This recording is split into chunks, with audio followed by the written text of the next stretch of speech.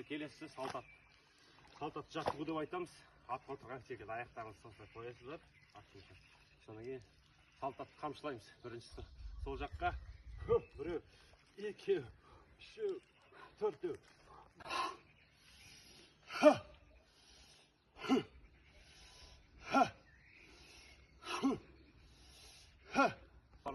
Жапондықтардың ойлап тұрған жаттығу бұл адамды кәріліктен, қартаюдан сақтайды. Анти-эйдж деп айтамыз. Біз сағат тіліне қарамағаса айлану керекпіз. Көзін жұмамыз, сағат тіліне қарамағаса. Сонда адамның ағзасы тежейді қарттықтан.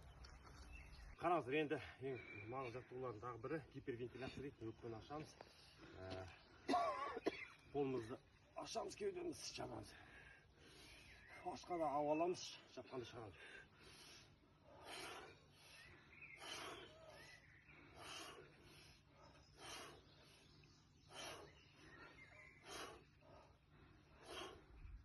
Тұрып тұру, аяғымыз.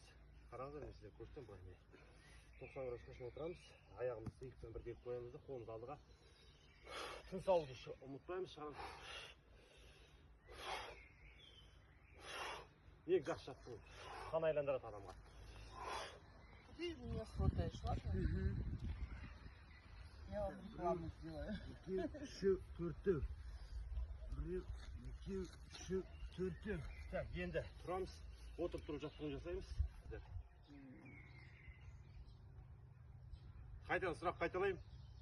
Қай өзенді көрсеңіздерде, бір жақ жағасы жоғары болады, бір жағы төмен болады. Неліктен деп ойлайсыздар? Су ағысы күшті болды. Сіздікі? Айтайын ма жауабын? Өйткені жердің айлануына байланысты, мына жағы не болады да, төмен болады, мына жағы жарғалақ болады. Көрдіңіздер ғой, е? Кез келген өзенді қарасаңыздар, кішкентай жоғары болып тұр, бір жағы төмен болып тұр.